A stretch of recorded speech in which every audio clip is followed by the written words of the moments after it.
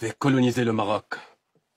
لا حول ولا قوة إلا بالله. نروح على المغرب. في ناس استاءت من فكرة إنه لحن النشيد الشريف فرضه الجنرال أوبير اليوتي، أول حاكم للمغرب بعد تنازل السلطان عبد الحفيظ لفرنسا عن المغرب عشان تحمي من الشعب. تحمي مين يا ولاد؟ السلطان عبد الحفيظ. من مين؟ من الشعب. اليوتي، وركزوا معانا في الهدرة أصحابنا المغاربة، اليوتي هاد بعد ما انتهى من قطع رؤوس الثوار قرر فجأة تأسيس مغرب معاصر بيرمز له بالراية الحمراء وسلام وطني. أيوة، هو اللي تسمت مدرسة لسيل يوتي في كازابلانكا على اسمه. اليوتي وقتها أمر القبطان ليو مورغان قائد الفرقة العسكرية الفرنسية في المغرب بتلحين السلام الشريف، لكن بيبقى بدون كلمات. لحد وينتا؟ لحد تأهل أسود الأطلس لأول مرة في نهائيات كأس العالم بالمكسي. فبيقرر الملك الحسن الثاني ملك المغرب يزيد عليه كلمات من تأليف الأديب علي الصقلي الحسيني عشان يرددها منتخب المغرب زيه زي باقي المنتخبات، وما فيش حدا أحسن من حدا. بس وقت اللاعبين ما عرفوش يرددوه عشان ما لحقوش يحفظوه. بس في مغاربة لما اكتشفوا إنه اليوتي هو صاحب لحن النشيد الشريف استفزهم الموضوع وطالبوا تغييره، زي ما طالبوا بإزالة تمثاله من ساحة القنصلية الفرنسية بالدار البيضاء واستبداله بتمثال جريندايزر. جريندايزر على الأقل أنقذ البشرية، اليوتي مستعمر سفك دماء المغاربة.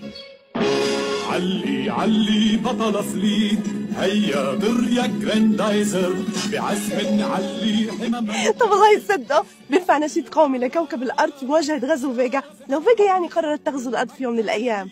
جريندايزر.